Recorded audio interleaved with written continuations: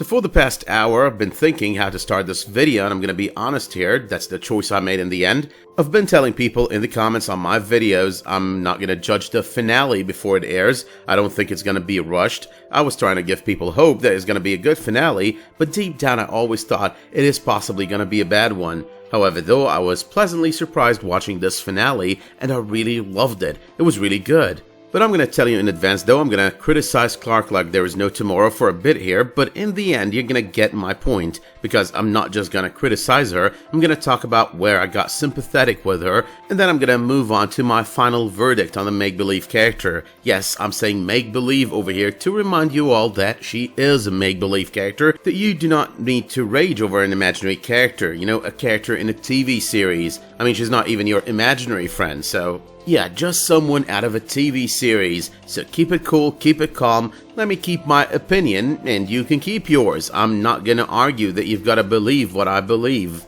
But okay though, first things first, welcome back guys to another one of my The 100 videos. This is probably going to be my last The 100 video unless something comes up. Like for example, I might decide to go for a rewatch and then dissecting every single character on the series, like from the very first episode to the very last episode, but that's a story for a different time. It's common knowledge that the season finale, let me remind you here and torture you a little bit, the series finale was actually titled The Last War. If you kind of think about it, the last war ended up being the last test. However, though, there was a little bit of a last war there, so the title wasn't exactly off. I mean, there was that war with the disciples and the people who came from Sanctum, you know, mostly the Grounders. But one thing I need to remind you of over here is that the heroes of this episode, the real heroes at the very end who kind of sorted this out, happened to be Raven and Octavia. And Octavia did help Raven a lot without knowing that she was helping her.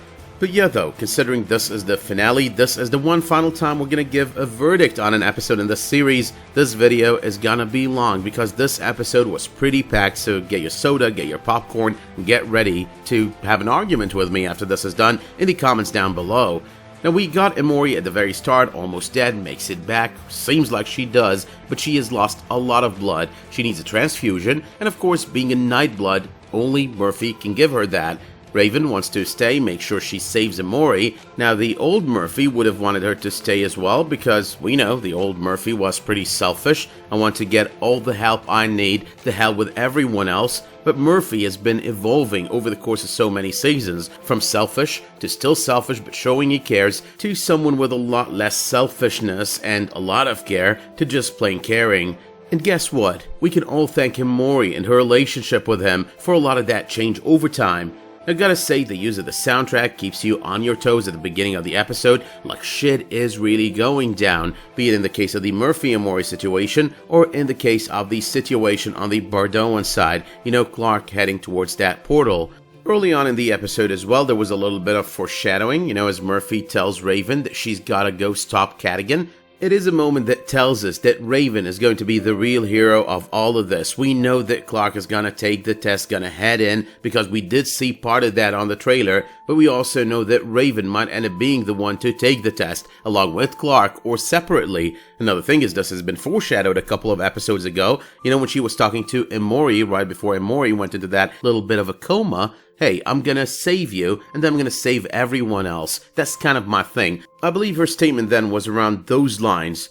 But as usual though, let's stick with Murphy and Emori, one arc out of this episode at a time. Now along the way, Emori flatlines. She pretty much dies. The damage that does to Murphy, it's Murphy like we've never seen him before. More tears than even I, someone who's always favored Murphy as a character on the series, would have thought he was capable of shedding. And he sheds it all for Emori. I mean, yeah, that's understandable too. You've got to admit that every little bit of the way throughout this episode, you know, from the very beginning to the very end, you could tell, you could think about Murphy on season 1, Murphy on season 2, Murphy on every single season, and think, okay, this is one of the most developed characters on this TV series, if not actually in TV history. Now I know, I expected Murphy to be the one to die, I was wrong about that. Everyone also expected the Mind Drive concept to come back and play for Maddie and Clarke. A very few people thought about it from a Murphy-Emori perspective, and ladies and gentlemen, we've got a winner. A very few people. but the attempt succeeds. Emori's in Murphy's mind place, the desert where they first met. Such a nice touch. All the statements there are really interesting. I mean, I did love a lot of one-liners on this episode. This one was not my favorite, but you've got to admit there were a lot of good ones here. Some of them very profound and some others very nostalgic, kind of taking us back to previous seasons. We're going to circle back to Murphy and Emori though at the end of this video. So let's talk some Cadogan. Now Cadogan, as of last week, the end of last week's episode, has figured out the code. He was on his way to open that portal, that white portal, go through it in order to start the last war, but he does realize after he goes through that the war is not a war, it's actually a test like Maddie told him. The person who meets him in there, his judge, happens to be Callie, his daughter. However, though she's not really Callie, she's just taking the form of Callie, as she does inform him. You know, we take the form of the subject's greatest teacher, or the source of their greatest failure in the rare emotion-driven species, just as your own. It can be their greatest love. Seems you're faced with all of the above. Now, there are a lot of things that makes this statement so beautiful, a lot of things that I loved about it, gives depth to the Cadogan character. Cadogan never really favored Callie in the regular sense, just for the sake of favoring a child because of emotions, but he's favored her for all of the above. She was his greatest teacher, the one that he saw good in even though he was bad, his greatest failure because she did not follow him wherever he went and no matter what he did, and of course we know she is his greatest love. He did make that clear multiple times over the course of Anaconda and on recent episodes. But that's not all there is to that scene, because Callie does provide us with a reveal, an explanation a lot of fans were wondering about, looking forward to. Becca and the test. The test is a choice. You choose to take it or you refuse it. She refused it. She thought mankind was not ready. Explains why she used similar words on Anaconda when she came back. However, though, there is a little bit of a twist here. It is made clear later on that while starting the test is a choice, stopping it is not an option. Once it's started, mankind has got to be judged. And that's what happens there, because Cadogan does start it. However, once he's killed by Clarke, there's no way in hell she's going to be able to stop it. Not even if she acts witty and goes, pencils down. But okay, let's circle back to Cadogan because we're going to talk a lot about Clarke, as opposed to Becca, who realized how faulty and tainted with wrong and blood humans happen to be. Cadogan has this big ego. Yes, we're ready. She's going to be asking questions. He's going to be answering truthfully. She would know if he didn't. He passes, humanity transcends. He fails, humanity gets eliminated.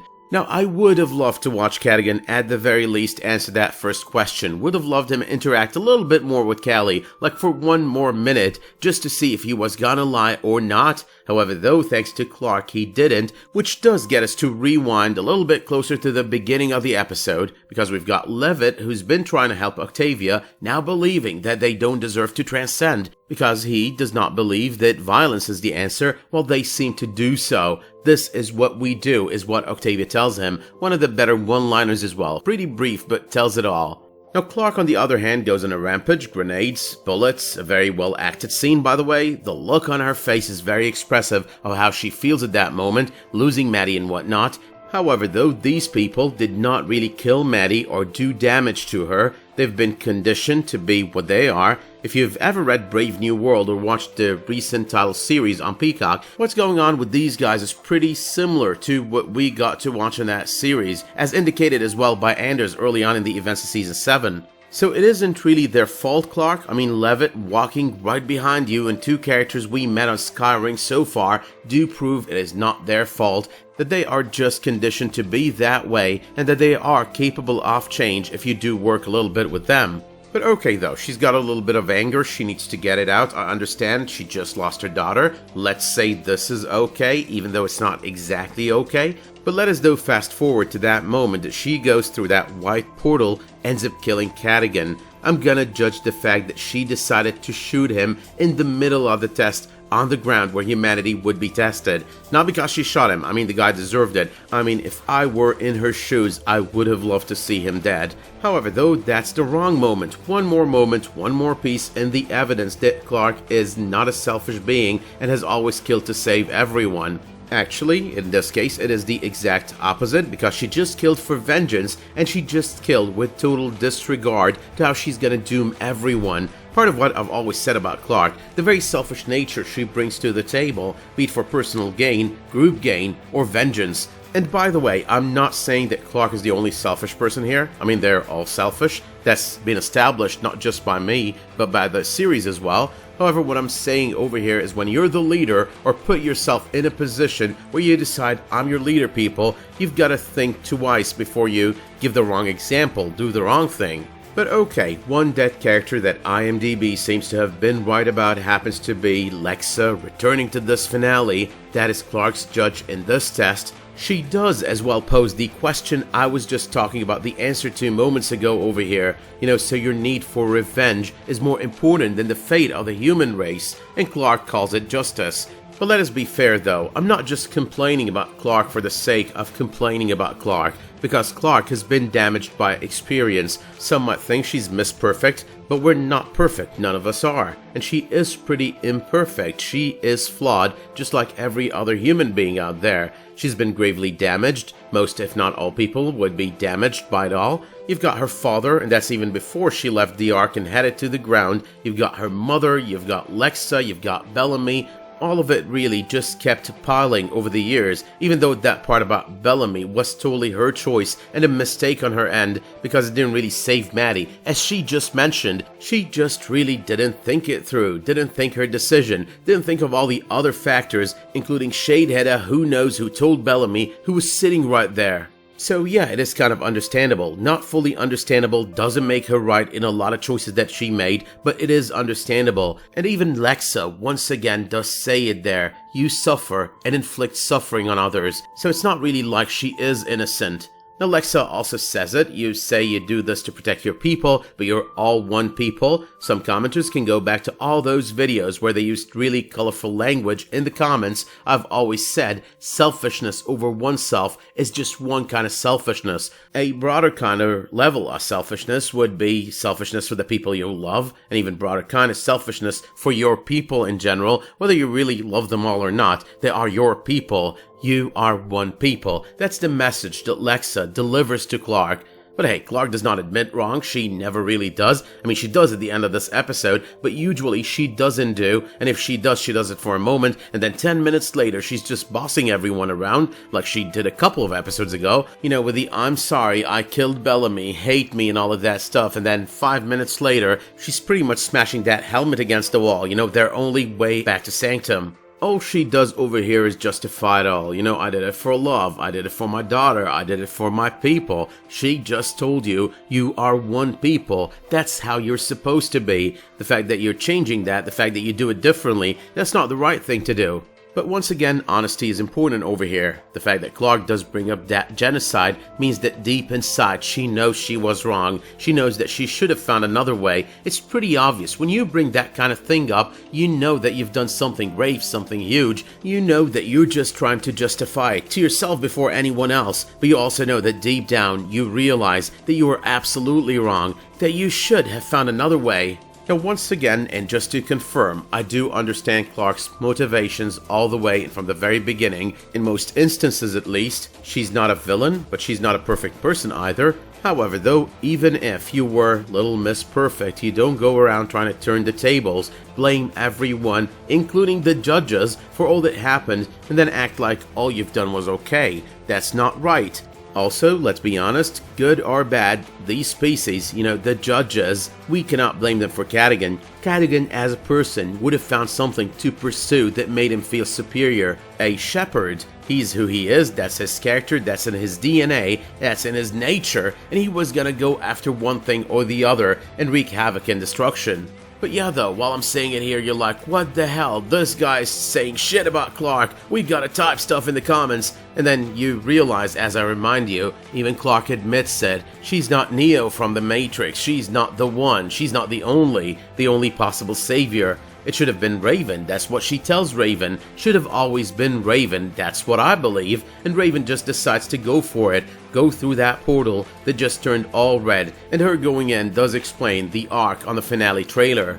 But that also means that we get to see that scene with Clarke, talking to Maddie, saying her goodbyes to her. She thinks she's failed, she knows she's failed, and she did, by the way, and she thinks that it is the end. She just wants to spend those final moments with Maddie. But okay though, that has got us rewinding once again to closer to the beginning of the episode when Hope and Jordan are almost kissing, interrupted by the anomaly powering up. Everyone's ready for a fight on this side when Nikki and Raven come through, saving our asses once again. You gotta love Raven. Now I've gotta say, with all the complaints about the writing and all the good stuff, Nikki has got a lot of development in just in this one season. This new, originally seemingly meaningless character with so little scenes, seeing so much growth. That's what Hatch would do. That's good writing, by the way. We've got Echo and Nyla, they are alive and well, we knew that from the trailer. I love how Hope and Echo are excited to see one another. After all, they've had so many years to bond during their stay on Skyring. But here comes Jordan though, finally playing a role, a plan that wouldn't get them all killed. This one would make his father proud, using an EMP, getting it all done without any bloodshed, not a single drop of blood coming out of both parties. For my first trick, I'll make an army appear, must be one of my favorite lines as well on this episode. Gotta say as well, I love how the objective here was not to kill. You know, Indra and the guys coming from Sanctum through to Bardo, they could have taken the disciples out, but the objective here was not to kill. The objective over here was to save the day. The objective over here was to create cover for Raven and Echo. But I told you, there are so many one-liners. Indra's is one of them. It's one of my favorites as well. We all will die. When is out of our control. This is a good how. But alright though, the distraction works. Echo and Raven are on their way in, on their way to save Maddie, on their way to stop Cadogan. Now, right before they get to Levitt and Octavia, there's this conversation. According to the Shepherd's book, only the living shall transcend, so Bellamy will not transcend. That's what he tells Octavia. You know, even if Clarke succeeds, Bellamy is not transcending with us.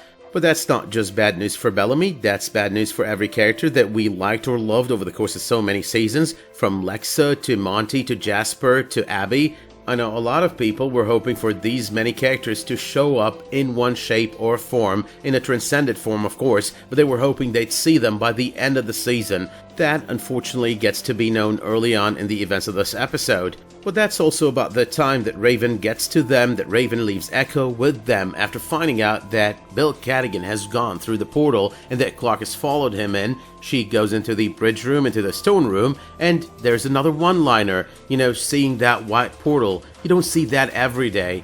But of course, if anyone was to be fascinated by this, it was always going to be either Gabriel or Raven. The former is dead, but the latter gets to sort of geek out over it. Not too much time to fully geek out, but she has her moment. And we get to that moment where Clarke walks out, talks to Raven about failing the test, failing everyone, it should have been you. I would totally agree there, it should have always been Raven. Raven goes in, tries to find out if she could do the test again, and there is your moment with the Ark, there is your moment with Abby as well. And it is a pretty cool reunion, by the way, even though this is not really Abby. Because with all that went down between them, it is made clear that she is the one that Raven has always sought the approval of, that she's like a mother to her. But here though is what Raven does differently. She does defend their actions, but she defends it smart, and she defends it right. Think about it this way, you do see remorse in her words, admits her and their mistakes, justified by survival, but they're still mistakes. None of them are perfect. Clarke isn't, genocide isn't the right choice, it is the easy one out, but not the right one. She's willing to admit all of it though, and not just Clarke's mistakes, all of their mistakes. I do like the take of Abby there though. They will fight Raven, they always do. She's talking about the people on the ground in Bardo at that moment.